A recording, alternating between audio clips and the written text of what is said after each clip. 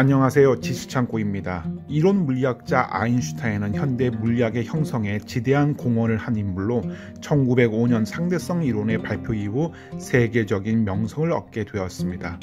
이러한 그의 명성은 일본에도 알려져 1922년 일본 잡지 개조사의 초청으로 일본에 한 달여를 머물면서 강연을 하기도 합니다.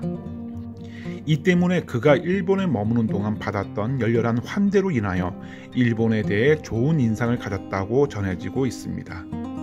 하지만 그의 사후 40년이 지난 1995년 일본에는 아인슈타인이 일본의 미래에 관해 예언했다는 출처불명의 글이 인터넷에 퍼지면서 한때 일본 열도를 후끈 달아오르게 만들었습니다.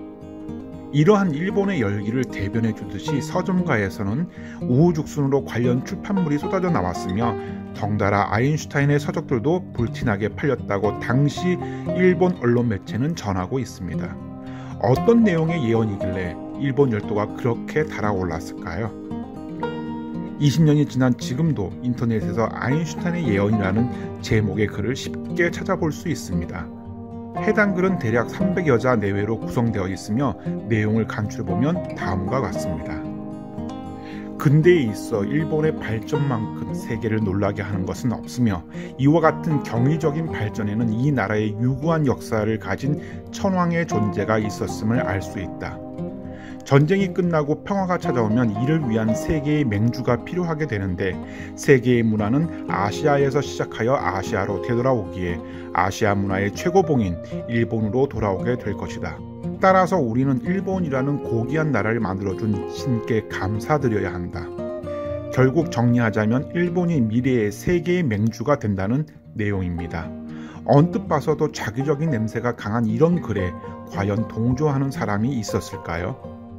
더욱이 나치의 유대인 학살로 인해 미국으로 망명한 경험이 있는 아인슈타인은 그로 인해 민족주의를 경멸하였으며 오히려 사회주의적 성향이 강한 인물로 알려졌는데 민족주의의 산물이라 말할 수 있는 천황제를 옹호하는 글을 쓴다는 것이 도저히 납득이 가지 않습니다.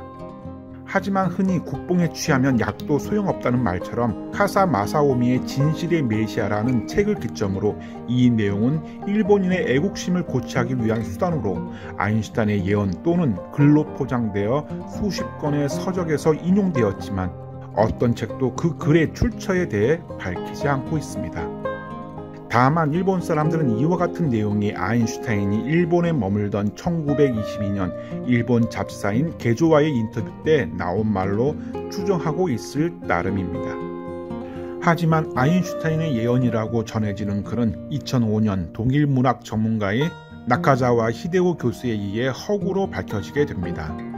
그는 해당 발언이 아인슈타인 본인과 무관하다는 내용으로 2005년 논문을 발표하였으며 인터넷에 떠도는 아인슈타인의 예언은 종교가인 카타나카 사토시가 1928년 출판한 일본은 어떤 나라인가라는 책에 나온다라는 것을 밝혀냈습니다. 카타나카는 해당 발언이 일본의 근대 헌법에 큰 영향을 준 독일의 법학자 로렌치 폰 슈타인에게서 나왔다고 말했지만 천황제를 옹호하는 이와 같은 발언은 슈타인의 사상과 질적으로 다르기에 결국 슈타인의 예언인 양 핑계삼아 자신의 신념을 말했을 것으로 판단되고 있습니다. 왜냐하면 카타나카의 1915년 저서에도 이와 같은 발언과 유사한 내용이 적혀 있으며 이때는 슈타인에 대한 어떤 언급도 없었기 때문입니다. 이와 같이 해당 글은 당초 슈타인의 예언으로 언급되었으나 어느새 시간이 흘러 아인슈타인의 예언으로 변질되어 퍼진 것이라 발표하였습니다. 나카자와 교수의 발표문은 2006년 6월 7일 아사히 신문에 게재되어 세상에 알려지기 시작하였습니다.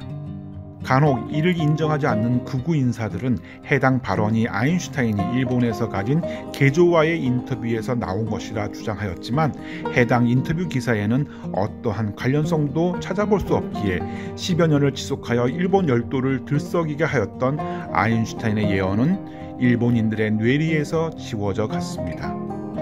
하지만 일본 극우 세력이 왕성한 활동을 시작하던 2015년 이후 일본의 서점가와 인터넷에서 또다시 아인슈타인의 예언과 관련된 내용들이 거론되고 있는 것을 보면 일본의 미래를 극우 세력이 망친다는 어느 일본 사회학자의 말이 피부로 느껴집니다. 지금까지 지식창고였습니다. 끝까지 시청해주셔서 감사합니다.